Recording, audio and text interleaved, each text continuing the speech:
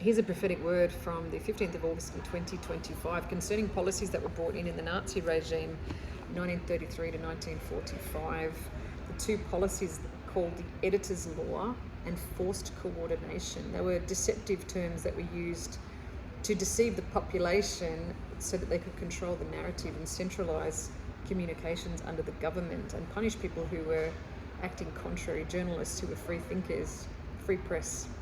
But it was framed in a way that sounded quite appealing and benign, so people accepted it, the public accepted it without protest. Ofcom, the UK, controlling speech now like World War II Nazis, narrowing definitions, narrative control, shifting sand, constant fear and threat of arrest. Ofcom, UK editors and the forced Reich. The editor's law and forced coordination, media control, Germany, World War II, 1933. This is what the propaganda minister Joseph Goebbels said: "I have the natural intention to be and to remain the warm-hearted protector of the German press."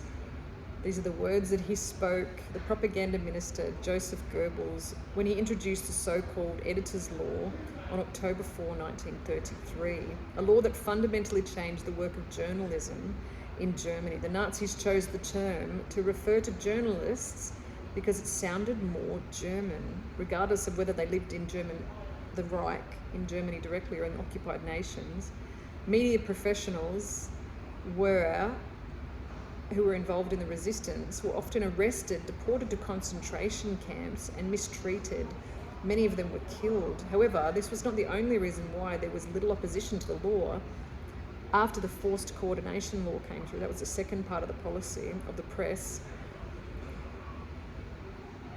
journalists had the status similar to that of civil servants, so they basically became integrated into the public service controlled by the government. If they behaved in the right way, it was almost impossible to dismiss journalists who towed the party line. An announcement made by the Provisional War Government on June 20th, 1945, repealed and annulled these two policies of centralising media under the government. One of the consequences of the law's repeal can still be felt today. Anyone now in Germany can call themselves a journalist, and there are no legal restrictions on entry to the profession. So it became absolutely opposite, but perhaps it's swinging back that way in Europe now with the centralisation of control and the punishment of the X-platform and Elon Musk under the European Union, Ursula von der Leyen, and France now wanting to control the narrative and restrict free speech and punish, in Germany, journalists who are being pursued and monitored by the Stasi secret police in Germany. And also in the UK, all the people that are being punished on social media for hate speech and other crimes, and Australian law following the same pathway.